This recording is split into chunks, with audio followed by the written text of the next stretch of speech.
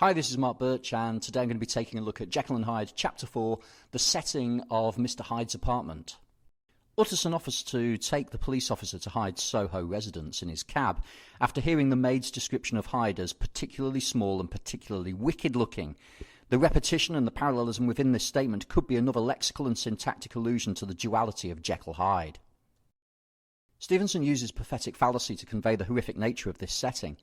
Now, this is in stark contrast to the romantic and beautiful tone established by the setting at the beginning of the chapter.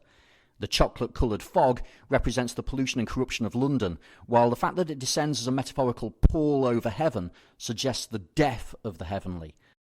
Effectively, goodness has been killed. This is an entirely appropriate setting for a character devoid of goodness. The colour symbolism is continued in Utterson's recognition of the hues of twilight.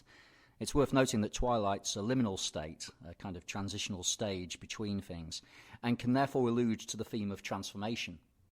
The colours alternate between dark like the back end of evening and the glow of a rich, lurid brown like the light of some strange conflagration. There's a sense of struggle between the colours, although even the lightest are unpleasant or lurid. It's clear that darkness is overpowering the light, both literally and figuratively. The sense of battle is extended through the semantic field of war. The simile of the conflagration refers to a battle as well as a large fire, but this is developed through words such as charging, routing, embattled combat and reinvasion. The victory of night is evident in the personification of daylight as haggard or exhausted, and only able to glimpse through the swirling wreaths of the fog.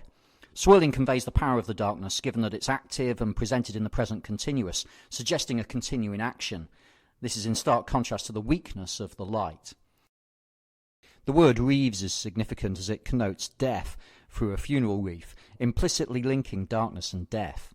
When the fog momentarily lifts, it's to display a scene of poverty and low morals, with shops selling cheap frills, a gin palace and a shop selling penny numbers.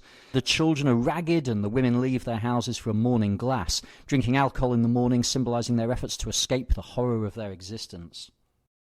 Stevenson draws the reader's attention to the significance of this setting.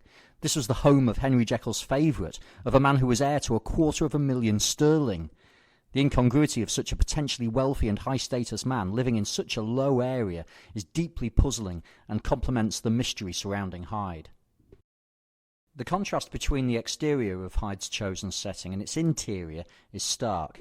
It's furnished with luxury and good taste, once again symbolising the two sides of Henry Jekyll, given that the poverty and seediness of Soho contrast to the expense and taste of the apartment. Hyde's housekeeper had an evil face, smoothed by hypocrisy, once again raising the themes of appearance and deceit. Upon learning that the police have come, a flash of odious joy appeared on her face. The oxymoron odious joy conveys not only how wrong she seems, but also raises the idea of two contrasting things being contained in one subject, as they are in Jekyll. Stevenson's drawing the reader's attention to how morally wrong the schadenfreude of the woman is. Okay, ta.